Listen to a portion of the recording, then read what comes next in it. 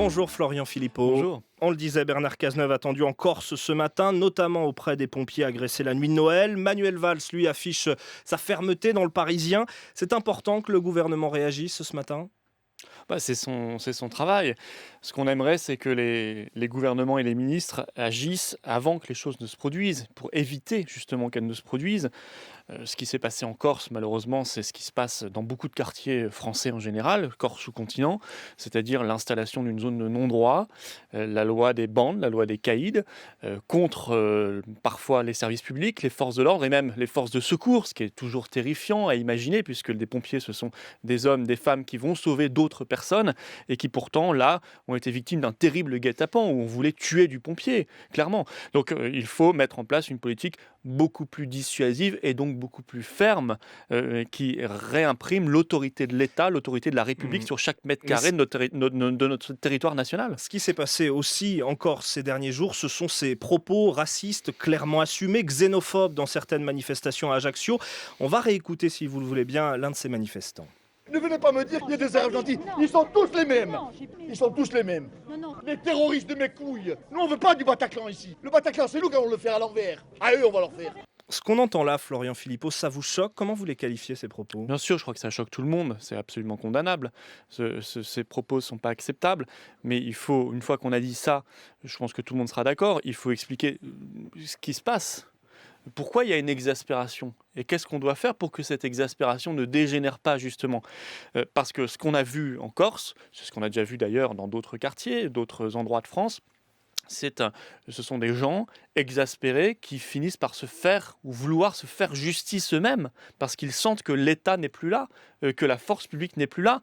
Et c'est vrai que ce laxisme, matinée de communautarisme, puisqu'on sent bien que derrière cette affaire, il y a aussi des tensions communautaires, eh bien, produit l'affrontement, produit la violence, produit cette ambiance de guerre civile dont parlait d'ailleurs Manuel Valls, alors que l'autorité, alors que l'unité nationale, c'est-à-dire la lutte contre le communautarisme, amène à la paix civile. Et moi, je crois que nous devons viser la pacification et la paix, et c'est pour cela que je me bats pour cette autorité de l'État, cette autorité de la loi, cette fermeté qui est gage de sécurité, de liberté et de paix. Pour le leader nationaliste corse, Jean-Guy Talamoni, les gens qu'on entend dire ça, ce sont avant tout des électeurs FN et pas des nationalistes. Qu'est-ce que vous lui répondez ?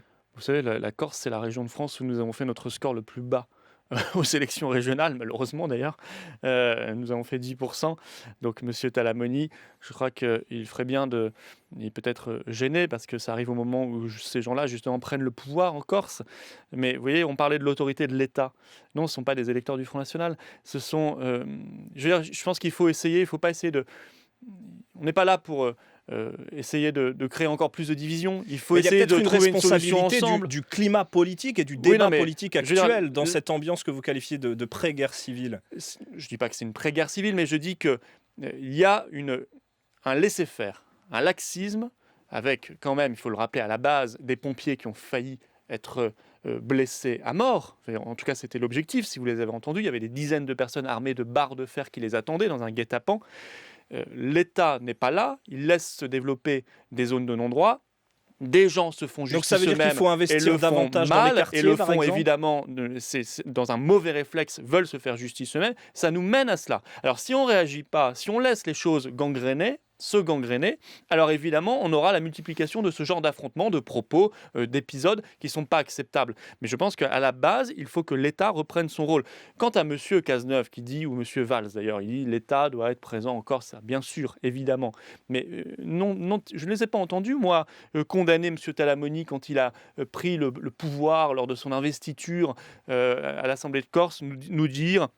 Je le cite, nous sommes arrivés ici avec tous ceux qui, comme nous, ont toujours combattu les autorités françaises. Mais qu'est-ce que ça veut dire ? Ça ne vous a pas plu le discours en langue corse devant l'Assemblée de Corse ? Déjà, non, ça ne m'a pas plu que ce soit en langue corse à cet endroit-là parce que c'est une institution de la République et que donc il faut respecter la Constitution française qui précise que la langue de la République, c'est le français. Et deux, ce genre de propos, nous sommes arrivés ici avec tous ceux qui, comme nous, ont toujours combattu les autorités françaises. Pour un élu de la République, c'est dramatique. Je veux dire, on parle de nationalisme, mais ce sont d'abord et avant tout des séparatistes, qui sont d'ailleurs main dans la main, il suffit de les écouter, avec l'Union européenne, pour combattre la nation, pour combattre la France, ce qu'ils appellent l'échelon intermédiaire qui doit disparaître. Moi, je suis très attaché à la France, et je sais qu'il y a énormément de Corses qui ont été choqués aussi par ces propos, et la Corse et la France, les Français de Corse et les Français du continent, c'est une grande histoire d'amour qui doit continuer. Mais pour continuer, il faut le développement de la Corse, et il faut la pacification de l'ensemble du territoire. Vous avez félicité François Hollande pour l'extension de la déchéance de nationalité. La gauche, on l'a vu, est très divisée sur la question. Mais pour le patron des sénateurs socialistes, Didier Guillaume, cette mesure, elle n'a rien à voir avec vous, avec le FN. On l'écoute et vous réagissez ensuite. L'extrême droite, sa volonté, c'est de déchoir de la nationalité tous les binationaux. Tous. Et c'est là où je dis parfois que dans les opposants à cette mesure, il y a beaucoup d'excès. Soyons calmes. La proposition du chef de l'État, c'est de déchoir de la nationalité des terroristes qui seraient condamnés de façon définitive. Alors, un peu de calme, là encore, ça ne concerne pas, ça ne remet pas en cause le droit du sol. Finalement, ce n'est pas une mesure FN. François Hollande, il n'a pas réagi sous votre pression. Alors, on peut se convaincre comme on veut. Bon, d'abord, ce qu'il dit est faux. D'abord, nous ne sommes pas l'extrême droite, nous sommes les patriotes. Et il ferait bien, ces gens-là, allez, un petit vœu pour 2016, que ces gens-là arrêtent d'insulter leurs compatriotes, des millions de Français, qui sont souvent d'ailleurs défavorisés, et qu'ils arrêtent de les mépriser ainsi. D'abord, nous ne sommes pas pour la déchéance de nationalité de tout le monde, c'est faux, évidemment, il le sait très bien. Mais vous voulez quand même aller plus loin que ce qui est proposé. Mais c'est notre idée, oui, depuis des années, tout le monde le sait. Et quand nous étions, Marine Le Pen, moi je l'accompagnais quand elle a été reçue par François Hollande et Manuel Valls après les attentats du 13 novembre, on a parlé dans le bureau du président de la République, on a fait cette demande de la déchéance de nationalité, et allez, je me réjouis que le président de la République ait repris cette mesure. Je vais pas mais il ne vient pas de vous couper l'herbe sous le pied, là, François Hollande? Non, mais je ne vais pas jusqu'à dire que Marine Le Pen décide et que François Hollande s'exécute, mais au bout d'un moment, quand on reprend des idées qui sont de vieilles idées, des anciennes idées importantes du Front National, je m'en réjouis parce que je suis dans une opposition constructive. Voilà. Que certains au Parti Socialiste, mais aussi, j'ai entendu Mme Kosciusko-Morizet à l'UMP ou d'autres, remettent en cause cette mesure, mais ça me paraît fou. Enfin, je veux dire, heureusement, moi j'ai vu que 9 Français sur 10 la soutenaient et ça ne me surprend pas. Ça veut dire quoi, remettre en cause cette mesure? Ça veut dire qu'on considère qu'il faut donner un petit coup de pouce aux terroristes? Ça veut dire qu'on considère qu'on pourrait, qu'il mériterait la nationalité française? Mais il ne mérite évidemment pas la nationalité française, parce que la nationalité française, c'est un honneur. Philippot, vice-président du Front National, on se retrouve juste après les titres, si vous le voulez bien, il est 7h54. Mathilde Munoz. Bernard Cazeneuve attendu en Corse ce matin. Le ministre de l'Intérieur a prévu de se rendre notamment dans le quartier où les violences se sont produites. Et les habitants ont pas mal de choses à lui dire. Vous l'entendrez dans le prochain journal à 8h. On reviendra aussi sur cette histoire de boue rouge en mer Méditerranée. L'entreprise Alteo va pouvoir continuer à rejeter ses déchets dans les calanques. Le préfet a donné son feu vert pour 6 années de plus. La ministre de l'écologie, Ségolène Royal, est furieuse. Les commerçants de Calais réclament un moratoire sur leurs charges. Leur chiffre d'affaires est en baisse à cause de la présence de migrants.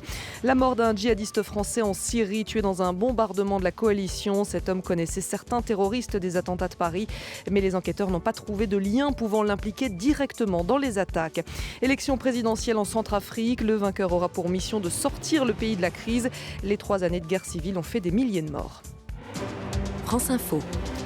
Florian Philippot, quelle efficacité elle aura cette mesure de déchéance de nationalité? Tout le monde parle de symboles, quasiment uniquement de symboles. Ça ne concernera, on le sait très bien, que quelques individus. C'est pas cela qui va les empêcher d'agir. Non, mais là, vous avez raison. La mesure telle qu'elle est envisagée maintenant aura une efficacité limitée.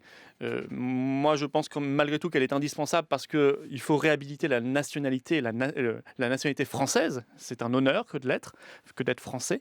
Et 2, c'est plus important que cela. C'est-à-dire que c'est la réhabilitation du principe même de déchéance de nationalité peut ensuite nous permettre de l'utiliser efficacement. Je veux dire, la déchéance de nationalité, je précise d'ailleurs que le Code civil prévoit déjà la perte de nationalité française. Ça n'a rien d'extraordinaire. C'est les articles notamment 23-7, 23-8. Cette déchéance de nationalité devrait concerner des binationaux également qui sont coupables de crimes très graves, de crimes de sang, ou qui sont impliqués, parce que c'est toujours mieux d'agir avant, dans une entreprise djihadiste Par exemple, pour ceux qui seraient inquiétés par la justice, parce qu'ils iraient s'entraîner en Irak, en Syrie, pour revenir combattre en France, tuer des Français. Eh bien, moi, je pense que ces gens-là ne méritent pas non plus la nationalité française. Elle peut aussi poser des problèmes, extrêmement cette efficace. mesure. Elle peut aussi poser des problèmes. Si le pays dans lequel on veut renvoyer le terroriste déchu n'en veut pas, on fait quoi, Florian Philippot ? Attendez, ça, je veux dire, à partir du moment où vous lui enlevez la nationalité française, effectivement, il devient étranger et donc C'est une expulsable. possibilité. Oui, bien sûr, mais ça, c'est à la France de négocier des conventions bilatérales avec les pays d'accueil. C'est à la France de défendre ses intérêts, à la diplomatie française d'agir. Sinon, effectivement, on ne peut plus rien faire du tout. Mais moi, je pense qu'on peut faire. C'est une question de volonté politique. La preuve, beaucoup d'éléments ont été réhabilités cette année et je m'en réjouis. Le drapeau national, le concept de frontière nationale, l'utilité d'une frontière nationale. Alors, il faut maintenant qu'en 2016, on passe aux actes et qu'on aille plus loin. C'est-à-dire que la frontière nationale doit être remise en place définitivement. Les contrôles aux frontières, il ne s'agit pas de fermer, évidemment, les frontières, mais il s'agit de les avoir. Déjà, d'en avoir et de les maîtriser, de les contrôler, parce que c'est un filtre absolument indispensable pour n'importe quel État qui se respecte et qui veut faire respecter la sécurité sur son territoire national. Lundi qui arrive, là, les conseils régionaux éliront leur président dans les nouvelles grandes régions. 6 800 000 Français ont voté pour vous, pour le Front National, lors des dernières régionales. Mais dans le Nord, Marine Le Pen ne devrait pas présider le groupe FN, qui sera le principal groupe d'opposition. Elle devrait être simple conseillère régionale. Pourquoi ce choix ? La région, ce n'est déjà plus sa priorité à Marine Le Pen ? Si elle siégera, elle sera conseillère régionale et chacun sait qu'elle sera aura la chef de l'opposition dans le Nord. Chacun sait que sa parole pèsera davantage que d'autres, c'est une évidence. Mais puisqu'elle n'est pas à la tête de l'exécutif, eh bien, elle se consacrera évidemment à cette tâche d'opposition et elle fera monter d'autres personnes qui auront cette tâche d'animer avec elle le groupe d'opposition, le seul groupe d'opposition dans le Nord-Pas-de-Calais, Picardie. Vous, dans le Grand Est, vous allez présider Moi, le groupe FN ? je préside effectivement l'opposition. J'ai 46 élus et nous serons là pour faire porter la voix des patriotes de cette opposition qui est la première aujourd'hui largement dans la grande région, Alsace, Champagne-Ardenne, Lorraine, et qui porte des idées qui ne sont pas portées ailleurs. La défense du service public dans la ruralité, par exemple, moi, ça me tient à cœur. L'arrêt des subventions aux migrants, subventions régionales, 350 000 € dans ma grande région. Je souhaiterais les réaffecter aux personnes âgées, à nos anciens qui en ont véritablement besoin. Voilà quelques grands dossiers que je vais porter. Puis moi, je vais demander dans ma grande région aussi à ce que les élus, malgré eux, sur la liste socialiste, vous savez, la liste de M. Masseret, ceux qui partaient, ceux qui ne voulaient pas faire figurer sur cette liste et qui, malgré tout, ont été élus, et qu'ils aient le cran, l'honneur de démissionner plutôt que de toucher chaque mois 2 000 €. Dernière question, Florian Philippot. Il y aura bientôt un bureau politique au Front National en début d'année pour préparer notamment la campagne de 2017 et l'on reparle d'un éventuel changement de nom du parti. Vous y êtes favorable déjà ? Alors, est-ce que ce débat sera ouvert sur le changement de nom ? Pourquoi pas ? Mais ce n'est pas à moi de le dire, c'est à la présidente du mouvement, vous le comprendrez.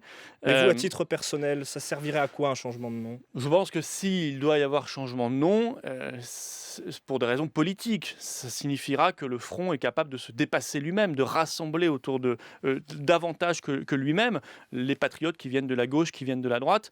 Ce rassemblement, il est en train de se faire. Est-ce que le nom, parfois, est un blocage psychologique pour certains, qui les empêche même d'écouter notre discours, d'écouter nos arguments, d'écouter nos idées et nos convictions ? Peut-être. Donc ça Mais c'est participe aussi d'une stratégie force, politique. C'est aussi une force, un nom. Donc il faut en discuter, et peut-être qu'on va en discuter. En tout cas, c'est à la présidente de le dire. Mais ce séminaire qui aura lieu, je crois, fin janvier plutôt, de discussion, il nous permettra d'aborder tous les sujets, de montrer aux Français que nous sommes la seule grande force d'opposition, puisqu'en face de nous, l'UMP et le PS sont en train de fusionner, clairement, comme ils l'ont déjà fait lors des régionales dans 2 régions. Ils sont en train de le faire. Et nous serons la grande force alternative patriote pour 2017. Merci beaucoup, Florian Philippot, vice-président du Front National et invité de France Info ce matin.